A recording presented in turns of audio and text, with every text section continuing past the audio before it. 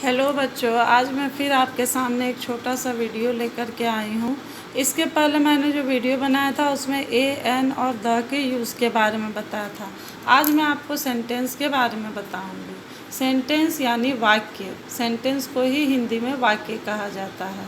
जैसा कि हम लोग हिंदी व्याकरण में पढ़ते हैं, वाक्य जो है वो सार्थक समूह से बने शब्दों को, ठीक है, सार्थक समूह, शब्दों का सार्थक समूह जो है वो वाक्य कहलाता है। सार्थक मतलब जिसका कुछ अर्थ निकले। उसी तरह यहाँ पर इंग्लिश में सेंटेंस को हम लोग जानेंगे। यहाँ पर मैं इसका डिफिनेशन लिख चुकी हूँ, आप इसको ध्यानपूर्वक देखें और आसानी से समझने का प्रयास करें। मैंने उस हिंदी व्याकरण के ही शब्दों को अंग्रेजी से समझाने का प्रयास किया है जिसे आप समझें।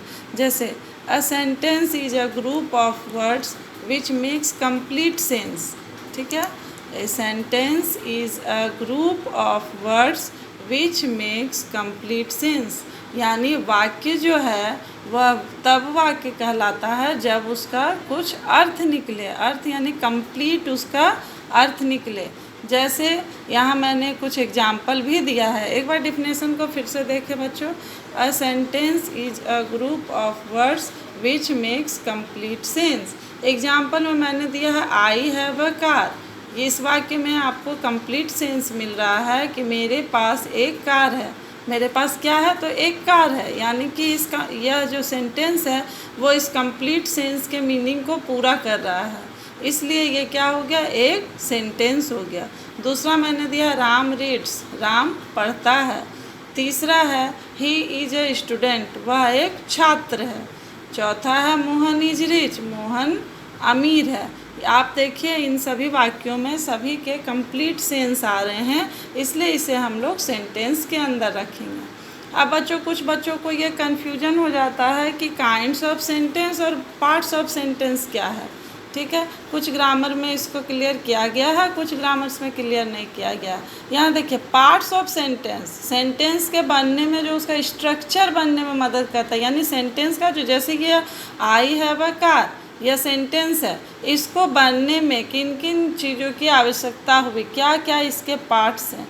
यहाँ पर देखिए मैंने पार्ट्स ऑफ सेंटेंस अलग बताया है। इसके आगे मैं वीडियो बनाऊँगी, उसमें आपको मैं काइंड्स ऑफ सेंटेंस बताऊँगी। ठीक है, यहाँ पार्ट्स हम लोग पढ़ेंगे। पार्ट्स यानी स्ट्रक्चर, स्ट्रक्चर यानी बनावट, कि सेंटेंस की बनावट कैसे होती है। जैसे सब्जेक्ट, प्रेडिकेट, ऑब्जेक्ट। ऑब्जेक्ट को ही हम लोग डायरेक्ट ऑब्जेक्ट और इनडायरेक्ट ऑब्जेक्ट में बांटते हैं। ठीक है, ये चौथा पार्ट है। यहाँ मैंने आपको समझने के लिए बता दिया कि ऑब्जेक्ट जो है वो डायरेक्ट ऑब्जेक्ट भी हो सकता है, इनडायरेक्ट ऑब्जेक्ट भी हो सकता है। यहाँ पार्ट्स ऑफ सेंटेंस में मुख्य रूप से सब्जेक्ट, प्रेडिकेट को देखा जाता है। तीसरा चीज़ ऑब्जेक्ट है। उसके बाद ऑब्जेक्ट में ही हम लोग क्लियर करते हैं कि कौन सा डायरेक्ट ऑब्जेक्ट है, कौन सा इनडायरेक्ट ऑब्जेक्ट है।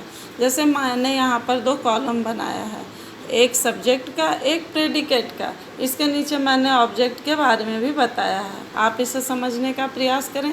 सब्जेक्ट जो है वो यहाँ देखिए, ही स्लेप्ट, मैंने एक वाक्य बनाया है, ही स्लेप्ट सेंटेंस में, वह सोया। इसमें सब्जेक्ट क्या है? ही है, प्रेडिकेट स्लेप्ट है। हमेशा याद रखें सब्जेक्ट जो है वो वाक्य के स्टार्टिंग में ही होता है और प्रेडिकेट जो है वो अंत में होता है। ठीक है बच्चों, सब्जेक्ट जो है वो किसी भी सेंटेंस के स्टार्ट में होता है, प्रेडिकेट जो है वो बाद में होता है। दूसरा सेंटेंस देखिए, बर्ड्स फ्लाई, इसमें बर्ड्स सब्जेक्ट हो गया और फ्लाई प्रेडिकेट हो गया। तीसरा सेंटेंस है dogs bark, dogs bark, dogs हो गया सब्जेक्ट और बार्क हो गया प्रेडिकेट।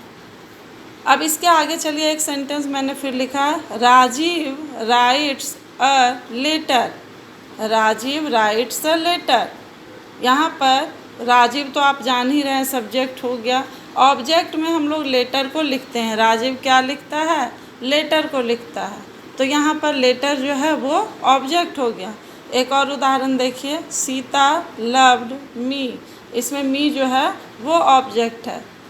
ठीक है बच्चों, आप एक बार फिर से इसे समझने का प्रयास करें। सब्जेक्ट जो है याद रखिए, सब्जेक्ट जो है वो किसी भी सेंटेंस के स्टार्टिंग में होता है, प्रेडिकेट बाद में होता है ऑब्जेक्ट जो है वो सेंटेंस के बनने में मदद करता है, जिसको हिंदी में हम लोग कर्म कहते हैं।